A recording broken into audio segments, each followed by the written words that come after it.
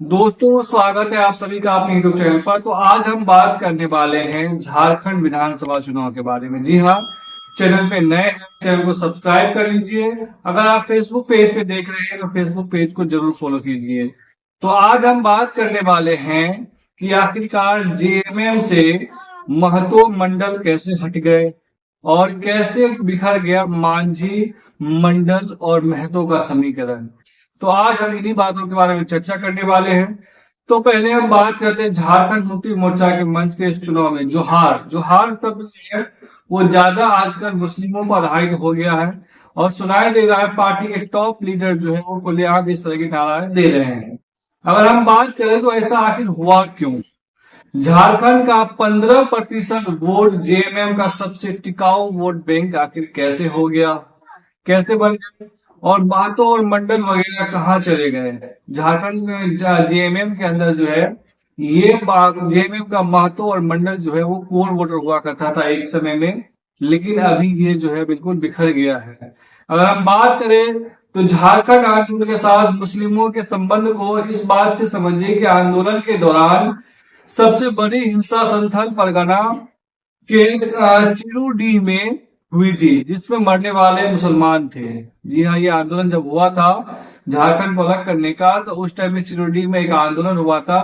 उसमें सबसे ज्यादा उस हिंसा में मुसलमान मारे गए थे। अगर हम बात करें उस समय कांग्रेस झारखंड आंदोलन का दमन करती थी, यानी कांग्रेस हर संभव चाहती थी कि यह आंदोलन ना हो, झारखंड बिहार से अलग ना हो, उसे दमन करती रही कर रही थी। और दमन तो कर ही रही थी, और कांग्रेस जो है मुसलमान के साथ भी थे। जमीन का झगड़ा जगह जगह हो रहा था झारखंड के अंदर। और उसके बाद अगर बात करें कि चिरू हिंसा के वारंट होने के कारण 21 जुलाई 2004 में शिबू सोरेन को मनमोहन कैबिनेट से निकाल दिया गया था, क्योंकि मनमोहन सरकार मुसलमानों को नाराज नहीं करना चाहती थी। उस वक्त की बात है ये। सिरोडी में आदिवासियों की मुख्य शिकायत आज भी यही है कि उनकी जमीन मुसलमानों द्वारा हड़प ली गई है और आदिवासी लड़की से शादी करके ये काम होता है। यानी मुसलमान लड़के जो है आदिवासी के लड़के से शादी करते हैं और उसके बाद आदिवासियों से उसकी जमीन ले लेते हैं।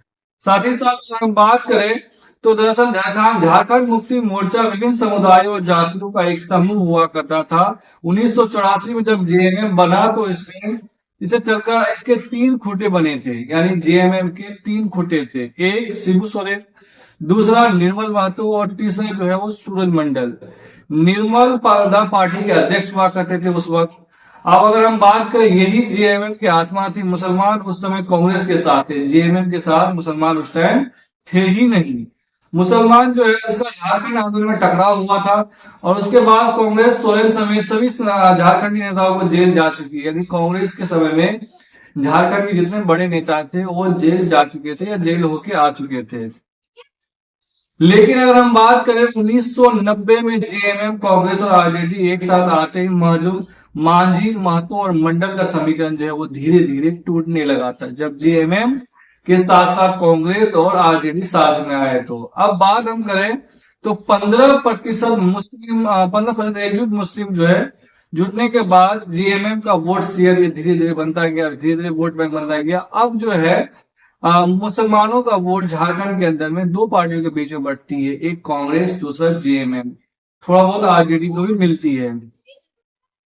अगर हम बात करें तो पिछले मंडल के लिए फिर कुर्मी और कुशवाहा को छोड़ दिया। धीरे धीरे जेएमएम को मंडल और कुशवाहा धीरे धीरे छोड़ता गया। आज जेएमएम कांग्रेस आरजेडी में इन जातियों को कोई महत्वपूर्ण नेता है ही नहीं। अगर हम बात करें चाहे मंडल हो, कुशवाहा हो या फिर महतो हो, इनके बड़े नेता यहाँ इन पार्टियों में अभी फिलहाल नहीं है। लेकिन अगर हम बात करें आप मुसलमानों की, तो आज मुसलमान जेएमएम और कांग्रेस आरजेडी में भरोसेमंद वोट बैंक के तौर पर जाने जाते हैं। मुसलमान जो है क्योंकि अभी का जो राजनीतिक परिस्थिति है झारखंड के अंदर में, आपको बता दूं दोस्तों, तो अभी आदिवासी मुसलमान और ओबीसी वोटर्स जो है, दलित वोटर्स, वो जेएमएम के पक्ष में जाता हुआ दिख रहा है। इसलिए झारखंड की लड़ाई जो है इस वक्त कांटे की है, सियासी लड़ाई काफी कांटे की बताई जा रही है। अभी दोनों ही पार्टियों के पास किसी के पास एज नहीं है, 50-50 का मामला है। लेकिन अगर कांग्रेस सही प्रदर्शन कर लेती है झारखंड के अंदर में, तो इंडिया अलायंस का झारखंड में फिर से सरकार बनना तय माना जा रहा है, क्योंकि ऊंची जाति जो है, अगड़ी जाति, वो बीजेपी के साथ, सारी सारी जो पिछड़ी जाति है जिसमें मुसलमान, आदिवासी और दलित का गठजोड़ हुआ है इस बार झारखंड के अंदर में। जब से जेएमएम के हेमंत सोरेन को जेल में डाला गया, तब से आदिवासी वोटर्स खास करके जो है वो एकमुश्त हेमंत सोरेन के पीछे खड़े हो गए हैं, और यही बीजेपी के लिए एक डिसएडवांटेज खड़ा करता है। दरअसल आपको बताऊं कि राज्य के अंदर आदिवासी बहुत बहुत सारी सीटें ऐसी आती है जिसमें आदिवासी का वोटर्स का निर्णायक प्रभाव है, और वहां पर वो जीत और हार तय करते हैं। ऐसे में आदिवासी बीजेपी से छिटक जाता है, तो मुझे लग रहा है कि उन्हें जीत पाना या फिर वो विधानसभा में वापसी कर पाना बहुत मुश्किल हो जाएगा। लेकिन अभी का जो फिलहाल सिनेरियो है झारखंड के अंदर, पॉलिटिकल सिनेरियो, उसमें ये है कि तीन जाति एक मुश्त इंडिया गठबंधन के पीछे खड़ा दिख रहा है। उसमें आपको बता दूं कि झारखंड में आदिवासी वोटर्स, साथ ही साथ मुस्लिम वोटर्स 100% इनके साथ खड़े हैं, और साथ ही साथ दलित वोटर्स भी जो है वो कांग्रेस पार्टी और जेएमएम के साथ खड़ी है। तो फिलहाल अभी पार्टी का ये सिनेरियो है। झारखंड में जेएमएम का कभी एक वक्त था जब इनके पास मंडल, महतो और मांझी का वोट हुआ करता था, लेकिन अब ये बिखर गया है।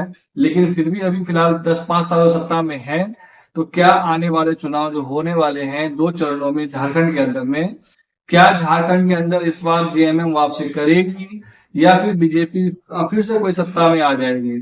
क्योंकि बीजेपी के पास फिलहाल कोई चीफ मिनिस्टर चेहरा नहीं है, वो विदाउट चेहरे के चुनाव लड़ रहे हैं। लेकिन सामने में इंडिया गठबंधन के पास चेहरा है हेमंत सोरेन के रूप में, वो यहाँ पर वर्तमान मुख्यमंत्री भी है। तो ये भी एक एडवांटेज देखने को मिल रहा है कि झारखंड के अंदर बीजेपी के पास कोई मुख्यमंत्री का चेहरा नहीं है, जबकि इंडिया गठबंधन के पास मुख्यमंत्री का चेहरा हेमंत सोरेन के रूप में मौजूद है।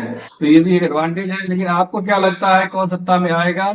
आप हमें जरूर कमेंट करके अपनी राय जाहिर कर सकते हैं। चैनल पे नए हैं तो सब्सक्राइब कर लीजिए। फेसबुक पेज पे देखें तो फेसबुक पेज को जरूर फॉलो कीजिए।